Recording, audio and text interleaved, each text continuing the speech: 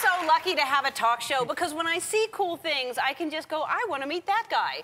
And I saw 60 Minutes and I saw this beautiful documentary and I just thought it was so clever the way it was shot and the patience that it must take to sit there. It took 2 years to do this? Yeah, on and off over 2 years. Yeah. And so these spy cams that were created to get these shots that were camouflaged as like sort of like either they look like floating. Look at that. Yeah, well, that's Blizzard Cam. Blizzard Cam. And that's as you can see, it's on skis and it can move. That can go 40 miles an hour.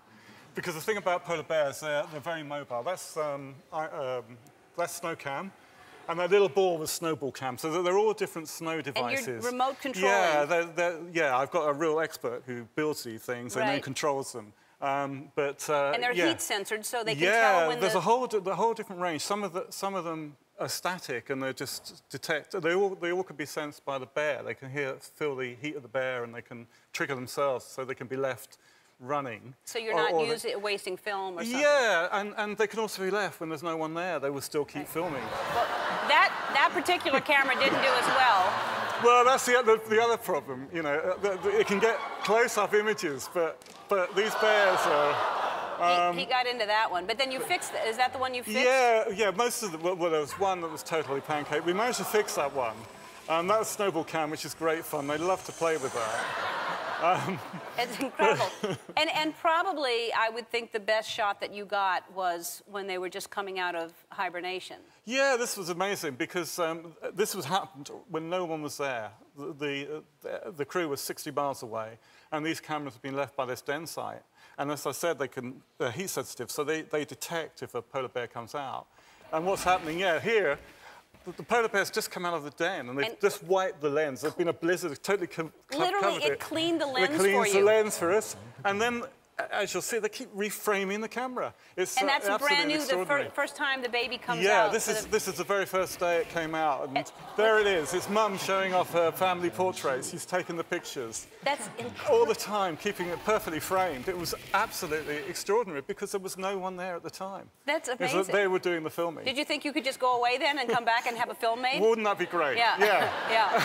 I started thinking, maybe, one day. And I understand you after watching this, they're a lot smarter than you initially thought that they were. Yeah, well, you saw how they started to destroy things. Well, right. I mean, I filmed a lot of predators. I filmed tigers and I filmed lions, and I've never had any predator that's taken such interest in these devices. And it shows a real curiosity, and there's an intelligence that lies behind it that totally surprised me. And it comes out of this environment which is continually shifting, ice flows that they have to hunt on, and they hunt underwater and above water, and they've got to work out all the time where they are and where their prey is and how to outwit their prey. So they're incredibly intelligent animals. Were there any close calls at all for y'all? I mean, you were staying pretty far away, but you had to set the cameras. Was there any? Yeah, I mean, we try our best never to get into that situation. I mean, generally, there's a sort of a distance that we keep away from them. The great thing about these devices is that they are on the sharp end. You know, they're the ones who get close to the bears. So we try and keep a distance. We can operate from half a mile away if needed. Yeah. It's amazing. And then when you see they have to time it perfectly or else they don't make it because the ice starts melting. And... Yeah. So it's a tough life. And if they get it wrong, you know, they're trapped, as you saw in the film, they're trapped on this island with nothing to eat. Right. You know, while, another family went off out on the ice floes, which is where they hunt for seals. Yeah.